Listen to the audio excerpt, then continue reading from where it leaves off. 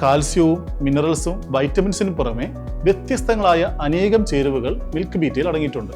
Milk beta 2 കിലോയ്ക്ക് 360 രൂപ, 5 കിലോയ്ക്ക് 890 രൂപ, 20 കിലോയ്ക്ക് 2980 രൂപയ്ക്ക് കേരളത്തിൽ എവിടെയും ലഭ്യമാണ്. കൂടുതൽ വിവരങ്ങൾക്ക് ഞങ്ങളെ കോൺടാക്ട് ചെയ്യുക. നല്ലത് മാത്രം നൽകുന്നവയ്ക്ക് ഏറ്റവും നല്ലത് നൽകൂ. Milk beta. അശാസ്ത്രീയ ദേശീയപാത നിർമ്മാണം ദുരിതമായി. നേര്യമംഗലത്ത് ശക്തമായ പ്രതിഷേധം.